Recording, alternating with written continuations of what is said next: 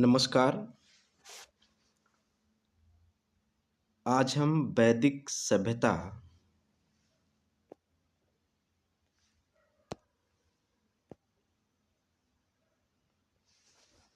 नामक चैप्टर के बारे में बात करेंगे। तो वैदिक काल का विभाजन दो भागों में है। एक को ऋग वैदिक काल कहते हैं और इसका समय 1500 ईसा पूर्व से 1000 ईसा पूर्व है, और दूसरा है उत्तर वैदिक काल जिसका समय है 1000 ईसा पूर्व से 600 ईसा पूर्व तक। आर्य सर्वप्रथम पंजाब एवं अफगानिस्तान में बसे। मैक्स मूलर ने आर्यों का मूल निवास स्थान मध्य एशिया को माना है। आर्यों द्वारा निर्मित सभ्यता वैदिक सभ्यता कहलाई। आर्यों द्वारा विकसित सभ्यता ग्रामीण सभ्यता थी।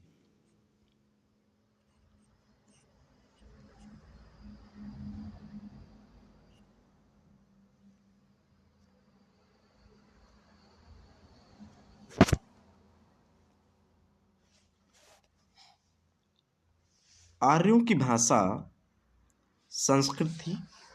आर्यों के प्रशासनिक इकाई आरोही क्रम में इन 5 भागों में बटा हुआ था: कुल, ग्राम, विश्व, जन और राष्ट्र।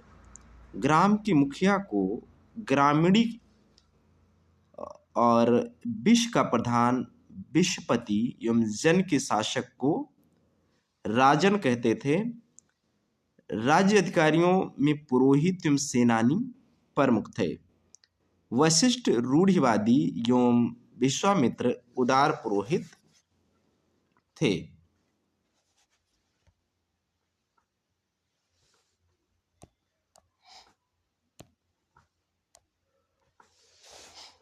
सूत, रथकार तथा कम्मादि नामक अधिकारी रत्नी कहे जाते थे। इनकी संख्या राजा सहित करीब 12 हुआ करती थी। पुरप, दुर्गपति,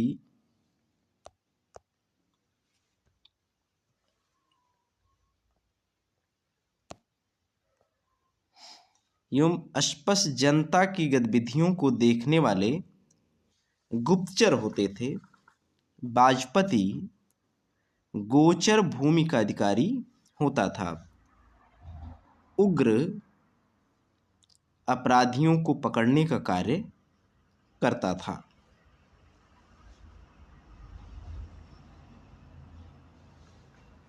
नोट: ऋग्वेद में किसी तरह के न्यायाधिकारी का उल्लेख नहीं है।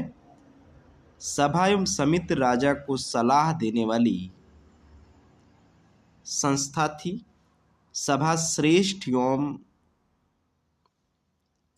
संभ्रांत लोगों की संस्था थी, जबकि समिति सामान्य जनता का प्रतिनिधित्व करती थी।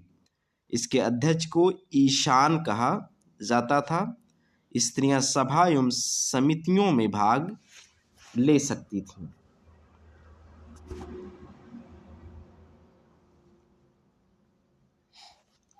युद्ध में कबीले का नेतृत्व राजा करता था। युद्ध के लिए गविष्टि शब्द का प्रयोग किया गया है, जिसका अर्थ है गायों की खोज। 10 राग युद्ध का उल्लेख ऋग्वेद के 7वें मंडल में है। ये युद्ध परुषणी रावी नदी के तट पर सुदास एवं दास जनों के बीच लड़ा गया, जिनमें सुदास विजयी हुए। ऋग्वैदिक समाज 4 वर्णों में विभक्त था। ये वर्ण थे ब्राह्मण, क्षत्रिय, वैश्य और शूद्र। ये विभाजन व्यवसाय पर आधारित था। ऋग्वेद के 10वें मंडल के पुरुष सूक्त में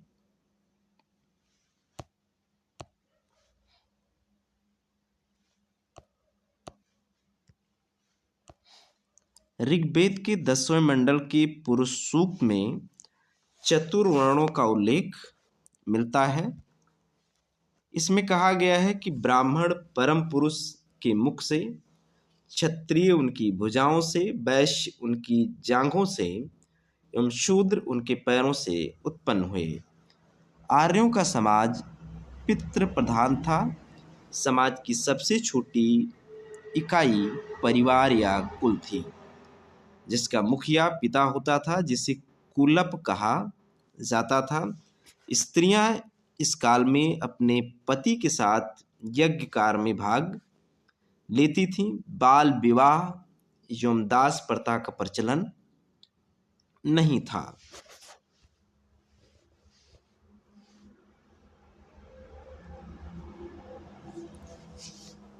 विधवा अपने मृतक पति के छोटे भाई देवर से विवाह कर सकती थी। स्त्रियां शिक्षा ग्रहण करती थीं।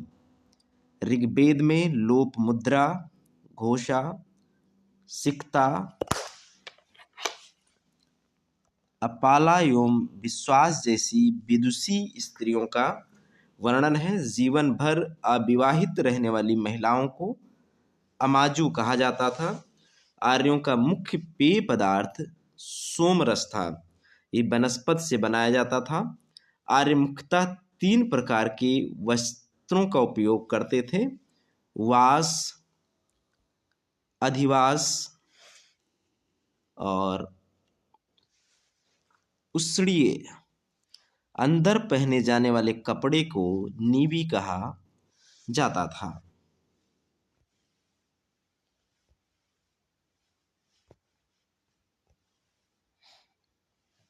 आर्यों का सबसे प्रिय पशु घोड़ा एवं सर्वाधिक प्रिय देवता इंद्र थे।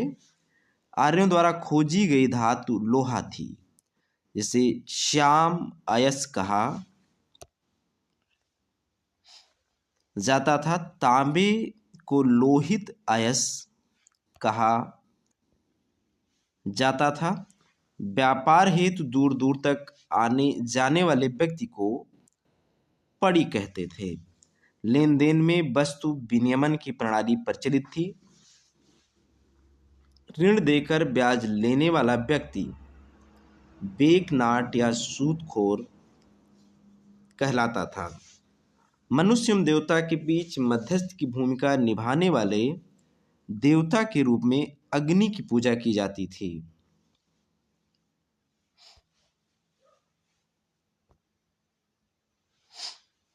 ऋग्वेद में उल्लिखित सभी नदियों में सरस्वती सबसे महत्वपूर्ण तथा पवित्र मानी जाती है। ऋग्वेद में गंगा का 1 बार और यमुना का उल्लेख 3 बार हुआ है। इसमें सिंधु नदी का उल्लेख सर्वाधिक हुआ है। ऋग्वैदिक कालीन नदियां, प्राचीन नाम एवं आधुनिक नाम: कुरु, इसका आधुनिक नाम कुर्रम है। कुभा का आधुनिक नाम काबुल है। बितस्ता का आधुनिक नाम झेलम है। अस्किनी नदी का आधुनिक नाम चिनाब है। परुषणी नदी का आधुनिक नाम राबी है। शतुद्री नदी का आधुनिक नाम सतलज है। विपाशा का आधुनिक नाम व्यास है। सदानीरा का आधुनिक नाम गंडक है। धृषद्वती का आधुनिक नाम घग्गर है। गोमती का आधुनिक नाम गोमल है। स्वस्तु का आधुनिक नाम स्वात है। उत्तर वैदिक काल में इंद्र के स्थान पर प्रजापति सर्वाधिक लोकप्रिय देवता हो गए।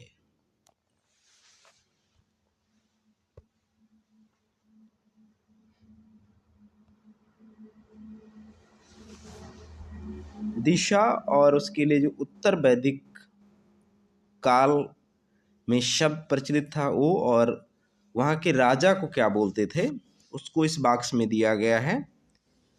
तो पूर्व दिशा को उत्तर वैदिक काल में प्राची कहा गया और राजा का नाम सम्राट था। पश्चिम दिशा को प्रतीचि बोला गया और राजा का नाम स्वराष्ट्र। उत्तर को उदीची कहा गया और राजा का नाम विराट था। मध्य यहाँ पर राजा और दक्षिण में भोज।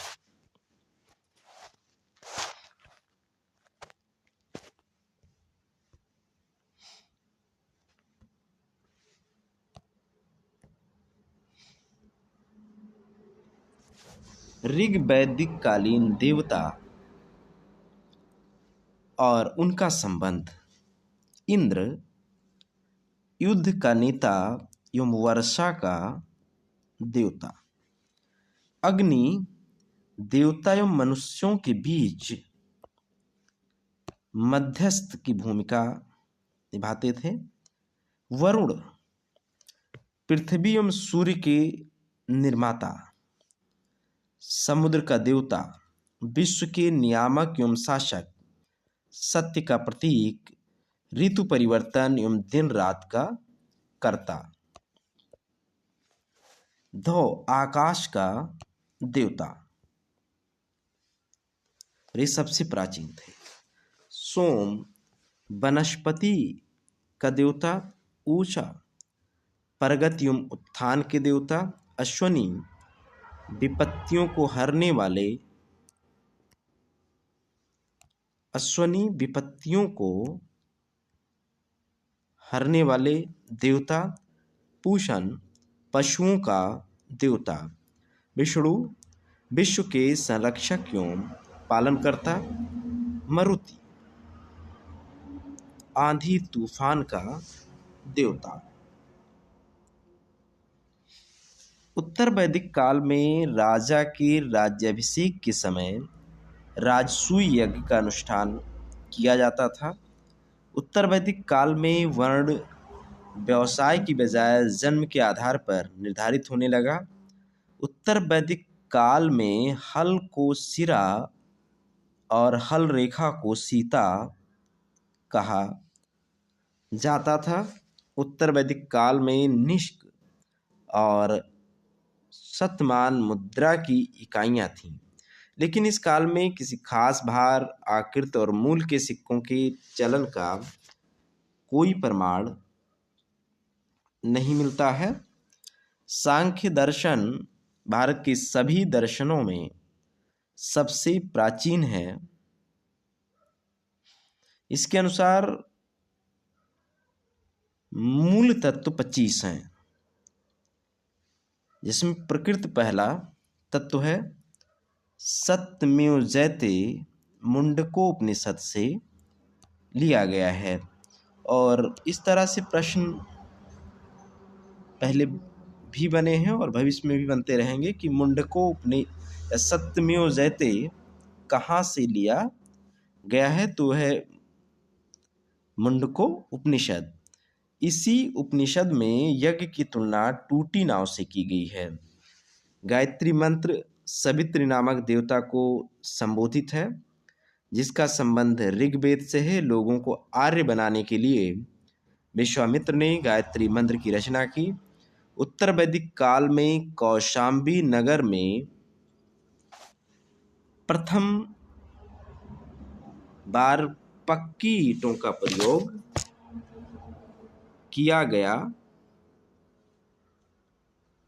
है।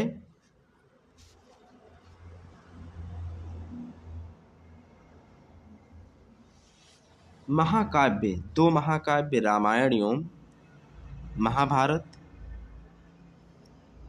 महाभारत का पुराना नाम जय संहिता है। ये विश्व का सबसे बड़ा महाकाव्य है। गोत्र नामक संस्था का जन्म उत्तर वैदिक काल में हुआ।